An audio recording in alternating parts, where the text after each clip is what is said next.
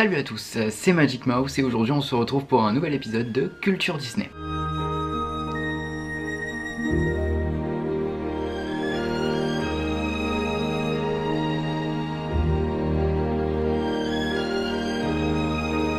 Aujourd'hui, on s'attaque au grand classique La Belle et la Bête. Tellement un grand classique qu'il a bénéficié de 3 versions Disney. Le film d'animation en 91, la comédie musicale et le film live en 2017. Avant tout, revenons à la base. Première version du conte s'appelle Amour et Psyché. Psyché, bon voilà quoi. Et date du 2e siècle avant Jésus-Christ. Alors oui, là pour le coup, je suis désolé, ça remonte un peu. Un petit peu. En 1550, Francesco Straparola, bref, il a un nom italien, quoi, vous avez compris, l'adapte en le publiant dans ses nuits facétieuses. Mais le conte n'arrive en France que en 1740. Adapté par Gabriel Suzanne de Villeneuve. Ouais, c'est un nom un petit peu pompeux, vous avez compris, voilà. Mais globalement, l'adaptation fonctionne pas trop, ça prend pas trop en France. Premier succès du conte, dans la version abrégée de Jeanne-Marie, le prince de Beaumont. Ils ont tous des noms super compliqués, hein, cherchez pas. Dans son magasin des enfants, en 1957. C'est sur cette version que toutes les versions qui vont suivre vont être basées en fait. Parce que oui, hein, la liste de versions de La Belle et la Bête, réadaptation est très très longue, hein, comme mon bras, comme ça, tu vois là.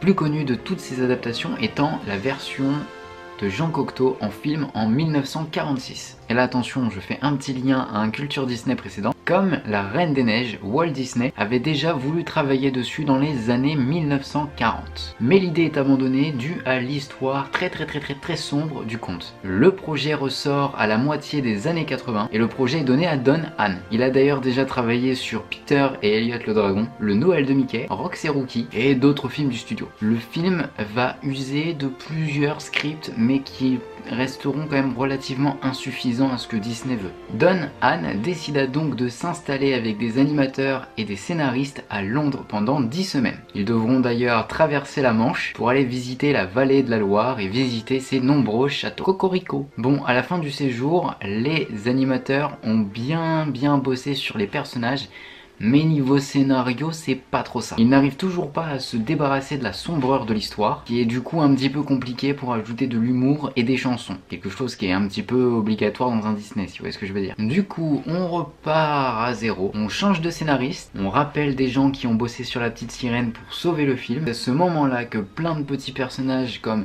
Big Ben, Lumière ou encore Zip sont inventés. Et ça égaye instantanément l'histoire. Fin 89, le projet est enfin en bonne route, il est sur le bon chemin puisque les graphismes et les scénarios sont validés. Le film a tout pour plaire au grand public. Et pas que au grand public. Il y a des personnages attendrissants et attachants comme on les aime, et même des chansons pleines d'émotions et tout ce qu'il faut. Et en plus de ça, le film va introduire de nouvelles technologies comme l'imagerie par ordinateur, avec laquelle ils vont introduire un décor en 3 dimensions dans la scène de Histoire éternelle. Alors que le film sort en novembre 1991, le film reçoit une avalanche de louanges. Mais genre beaucoup quoi. La Belle et la Bête ramène 145 millions de dollars au box-office, et à l'époque, c'est du jamais vu pour un film d'animation. Le film obtiendra le Golden Globes de la meilleure comédie et remporte l'Oscar de la meilleure chanson et de la meilleure musique. Et chose assez inédite dans le monde du cinéma, le film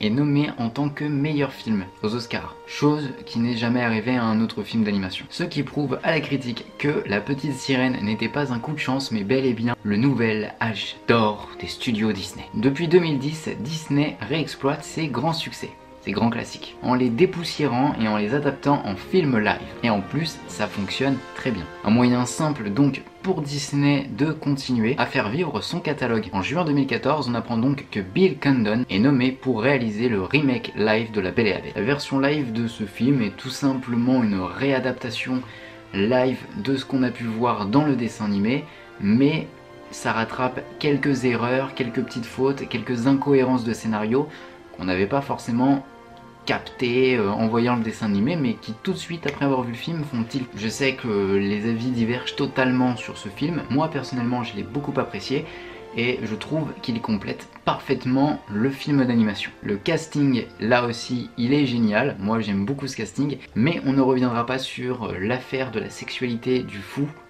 puisque j'en ai déjà parlé dans une vidéo qui s'affiche juste là sur le i, qui s'appelle Disney et l'homosexualité. Et du coup, pour son succès, ah bah y a pas photo, le film surclasse totalement le film d'animation, puisqu'il est maintenant dans le top 10 des plus gros succès au box-office mondial de tous les temps, avec pas moins de 1 milliard 263 411 472 $ de recettes au total. Fait quand même beaucoup d'argent.